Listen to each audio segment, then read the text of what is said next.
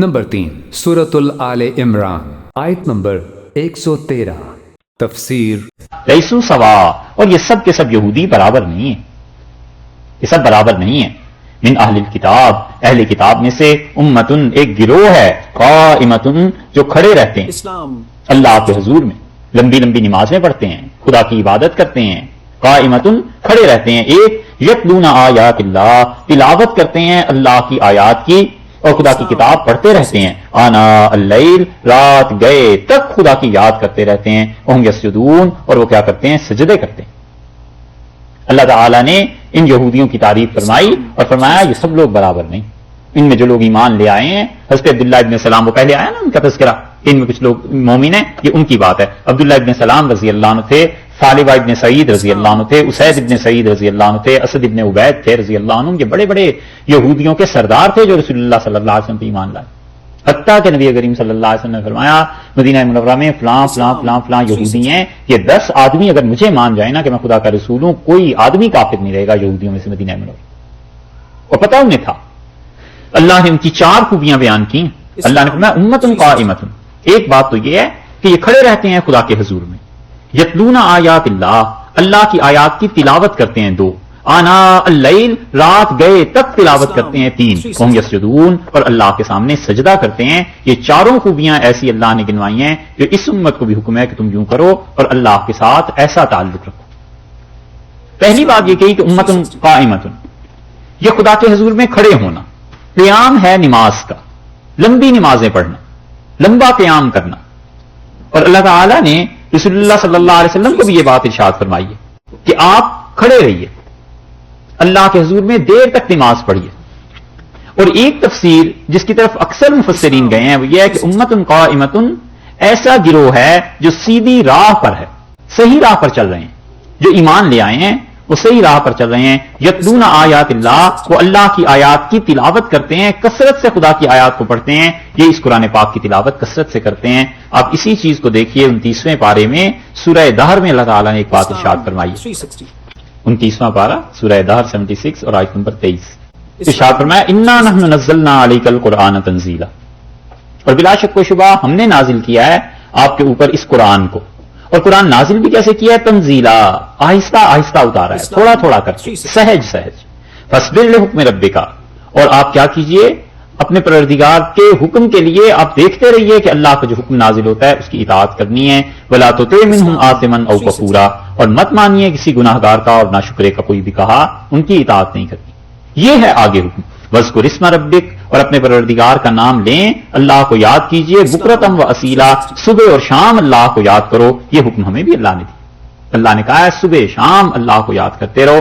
ومن اللیل، اور رات جو آ جائے، فسجد لہ، سجدے کر اس کو۔ ومن اللیل فسجد لہ، رات گئے تک سجدے کرتے رہو اللہ کو، رات جب چھا جائے تو بھی اللہ کو سجدے کرتے رہو۔ وسبحہ لیلا طویلا، اور اس کی پاکیزگی کا بیان کرتے رہے، کب تک؟ لیلا طویلا، بڑی رات تک، رات کا بڑا حصہ آ جائے اس وقت تک اللہ کی تسبیح، اللہ کا ذکر، اللہ کو یاد کرتا ہے۔ اصل کام کرنے کا اس سے پتہ چلتا ہے زندگی بھر اللہ کو یاد ہی کرنا ہے۔ اللہ نے کہا ہے دن رات بس مجھے یاد کرتے رہو، اور پھر اس میں سے جو ضروریات زندگی ہیں اس کو پورا کرو، مگر اصل مقصد اللہ کو یاد کرنا ہے۔ اس لیے ارشاد فرمایا ہے کہ دیکھیے وسبحہ لیلا طویلا، اور پھر اللہ کو یاد کرتے رہو، رات گئے تک، دیر تک خدا کو یاد کرو، کیونکہ اللہ تعالیٰ نے یہ حکم، یہ ساری چیزیں یہاں پہ دی ہیں تو ہمیں بتایا ہے۔ پہلے اس سے یہی چیز یہودیوں کے بارے میں یہاں آئی ہے کہ امتن قائمتن، یہ ایک ایسا گروہ ہے جو سیدھی راہ پر چل رہے ہیں، یتلون آیات اللہ، اللہ کی آیات کی تلاوت کرتے ہیں، آنا اللیل، رات گئے تک اللہ کی عبادت، اللہ کی اطاعت میں مصروف رہتے ہیں۔ اس سے معلوم ہوتا ہے کہ قرآن پاک کا رات کو پڑھنا، خاص طور پہ تہجد کو پڑھنا، اس کی بڑی افضلیت ہے۔ اگر یہودیوں نے یہ کیا صحابہ کرام رضی اللہ عنہ میں سے، تو اللہ نے ان کی تعریف کی ہے، خود مسلمان جو کرتے ہوں گے وہ کتنی اچھی چیز۔ اسی لیے حدیث میں ایک جگہ آیا ہے کہ حضرت اسید رضی اللہ عنہ قرآن پاک کی تلاوت کر رہے تھے اور قرآن پاک پڑھ رہے تھے، اور ان کا بیٹا یحییٰ، ان کے پاس چھوٹا بچہ تھا، سو رہا تھا، اور گھوڑا جو تھا وہ اپنی جگہ پہ اچھلنے لگا۔ انہوں نے تلاوت روکی، اور اس ڈر سے کہ کہیں یہ بچے کے سر پہ اپنا پاؤں نہ دے دے، انہوں نے بچے کو اٹھا لیا، پھر تلاوت کرنے لگے، پھر گھوڑا اچھلنے لگا، پھر ایسے ہی ہوا تو انہوں نے تلاوت بند کر دی، نماز کا وقت غالباً آ گیا، تو اٹھے جب تو ایسے ہی ان کے اوپر آسمان کی طرف نگاہ گئی تو انہوں نے دیکھا کہ ایک بادل ہے اور بادل میں جیسے کسی نے چراغ رکھے ہوئے ہیں. تو یہ بات انہوں نے فجر کے بعد آ کے رسول اللہ صلی اللہ علیہ وسلم سے بیان کی کہ میں نے یوں دیکھا ہے اور مجھے یحییٰ کا ڈر لگا تو میں نے اسے اٹھایا اور پھر میری نگاہ گئی تو یوں تھا. تو رسول اللہ صلی اللہ علیہ وسلم اقرا یبنا حذیر کے بیٹے کاش تو پڑھتا رہتا اور ارشاد فرمایا وہ تیرا پڑھنا فرشتے اس کو سننے آئے تھے اور وہ جو تم بادل میں دیکھ رہے تھے چراغ وہ اللہ کے فرشتے تھے. اور اگر ابن حذیر تو پڑھتا رہتا تو اتنے فرشتے آ جاتے کہ صبح مدینہ منورہ میں بچے بھی دیکھ لیتے کہ فرشتہ کس کو کہتے ہیں. وہ تو اتنے نازل ہو رہے تھے. گھوڑا اس وجہ سے وہ گھبرا گیا. یہ چیز ہے کہ آنا اللیل رات گئے تک اللہ کی کتاب کو پڑھنا. اس کا مطلب یہ ہے کہ تہجد کے وقت میں جو قرات ہے نا یہ بہت ہی عجیب چیز ہے. اسی لیے سورہ مزمل میں اللہ نے فرمایا کہ وہ اقوام قیلا ان ناشئۃ اللیل اور رات کو اٹھ کے نماز پڑھنا ہے یا اشد وطن اس سے نفس کچلا جاتا ہے.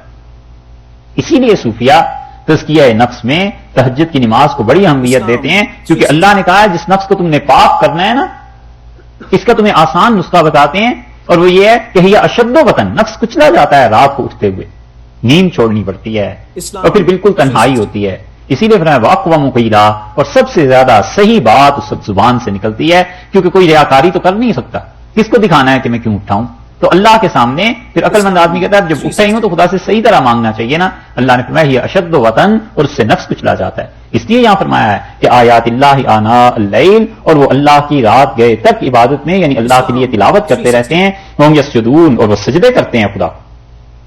سجدوں کا مطلب یہ ہے کہ یا تو یہ کہ وہ واقعی سجدے کرتے ہیں لمبی نمازیں پڑھتے ہیں اور یا یہ کہ اللہ کے سامنے شکر کے طور پر سجدے میں پڑے رہتے ہیں. یہ جتنی بھی دعائیں ہیں نا سجدے میں مانگنی چاہیے. سجدے میں رسول اللہ صلی اللہ علیہ وسلم نے فاجتہدوا فی الدعاء سجدے میں کوشش کیا کرو دعا مانگنے کی. اور آپ نے فرمایا یہ سجدے اسی لائق ہیں یہ ان کی اہمیت ہے یہ اس شان کے ہیں کہ ان میں دعا مانگی ہوئی قبول ہوتی. اور ہمارے یہاں لوگوں نے بالکل چھوڑ دیا ہے سجدے میں دعا مانگنی. قرآن و حدیث میں جتنی دعائیں آئی ہیں جب سجدہ کرے اللہ سے مانگنا چاہیے. وہ جگہ جہاں پر آدمی اپنا پاؤں رکھتا ہے مٹی کس نے اسے کہا ہے کہ اپنا سر رکھ دے اور ماتھا ٹیک دے؟ اللہ ہی تو ہے اسی کے لیے تو ٹکتا ہے اور کیا. اگر نہ یہاں پاؤں رکھنا ہے تو جہاں پاؤں رکھتا ہے وہاں کوئی سر بھی رکھتا ہے. تو جب سر رکھتا ہے نا اس مٹی پہ اس جگہ پہ جہاں پاؤں کی جگہ پہ تو اللہ کو پھر حقیقتاً اپنے بندے کی ابدیت اور ان چیزوں اس کو وہ دیکھتا ہے اور کہتا ہے یہ صحیح میرا بندہ ہے سب طرح سے جھک گیا ہے میرے سامنے. تو اس مقام پہ اللہ سے نہ مانگے تو پھر کیا کرے؟ اس لیے سجدوں میں دعا مانگنی چاہیے. اللہ تعالیٰ نے فرمایا ایسے ہیں ہوں یسجدون اور وہ سجدے کرتے ہیں